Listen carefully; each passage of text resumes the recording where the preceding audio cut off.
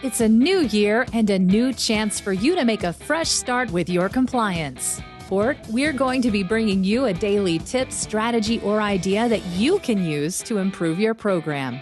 Here's your host, Tom Fox, the Compliance Evangelist. Day 10, the use of social media in compliance. What is the message of compliance inside of a corporation and how is it distributed? In a compliance program, the largest portion of your consumer customers are your employees. Social media presents some excellent mechanisms to communicate the message of compliance going forward. Many of the applications that we use in our personal communications are free or available at low cost. Why not take advantage of them and use those same communication tools in your internal compliance marketing efforts going forward? Louis Sapperman, Vice President and Chief Ethics and Compliance Officer for Panasonic Corporation of North America, Panasonic USA, often talks about the integration of social media into compliance. You should start with the tech-savvy work nature of today's workforce. It is not simply about having a younger workforce, but a workforce whose primary tool for communication is social media. If your company is in the services business, it probably means your employee base is using technological tools to deliver business solutions. Finally, consider the data-driven nature of business today, so using technological tools to deliver products and solutions is something your company most probably does now. When he was the CCO at Dun & Bradstreet, Sapperman led a company-wide initiative to use social media tools to communicate compliance concepts. Not surprisingly, with most any successful corporate initiative, Sapperman said it began at the top of the organization with the company's then CEO. Sapperman noted that the CEO saw the advantage of using social media internally and challenging senior management team to take a new look at the manner in which corporate functions were using social media.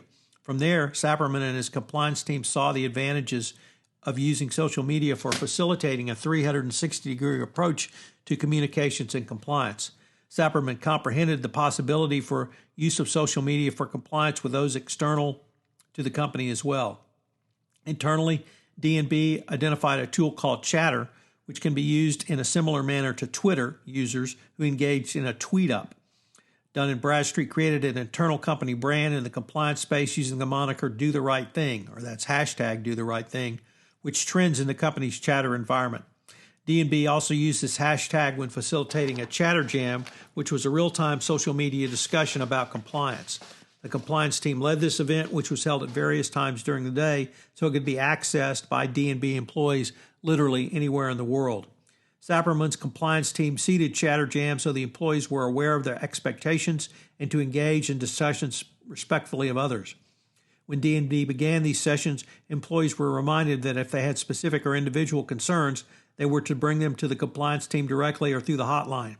However, as the compliance program moved forward, the compliance team was not required to make this admonition as the employees understood the ground rules and the seating only related to topics to start off each Chatter Jam.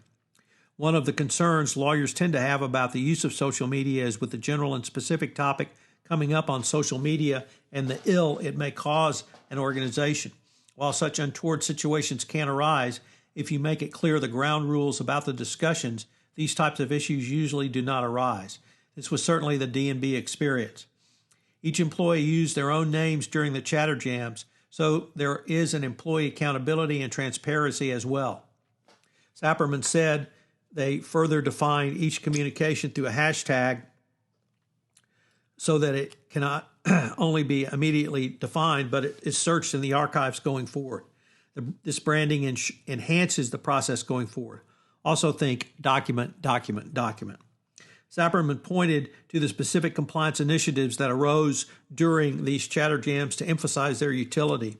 He emphasized these events allowed employees the opportunity to express their opinions about the compliance function and what compliance meant to them and their organization. One of these discussions was around the company's code of conduct. He said that employees wanted to see the words "do the right thing" as the name of the code of conduct. This initiative and use of social media extended to communications with third parties. Sapperman said that the company allowed some of them to access its internal chatter tools to facilitate direct communications. Further, these external contractors would connect with the company through Twitter. He said that D&B consistently communicated to the greater body of customers about the organization's compliance initiatives and compliance reminders on what the compliance function was doing. Sapperman is firmly in the camp that social media is an important communication tool to make sure the compliance team is out there getting the message of compliance out to employees. Sapperman also described using chatter in a manner similar to the Facebook Live function. D&B delivered short video vignettes about compliance to employees. The compliance function or the employee base can develop these for dissemination. Another approach was suggested by the company Hootsuite and its social media tool Periscope.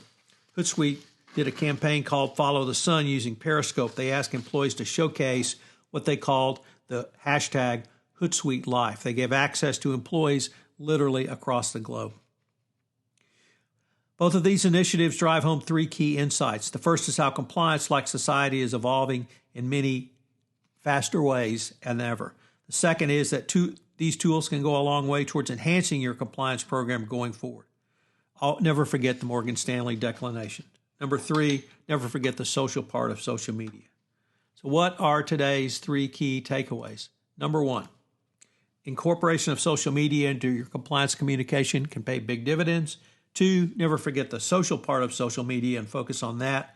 Three, use internal corporate social media to facilitate a 360-degree approach to compliance communications. This is Tom Fox again. Thank you for listening to this episode of 31 Days to a More Effective Compliance Program. I hope you will join me for the entire month of January, where I take a look at some of the significant changes in compliance and FCPA enforcement which occurred in 2020 and will help inform your compliance program going forward into 2021 and indeed beyond.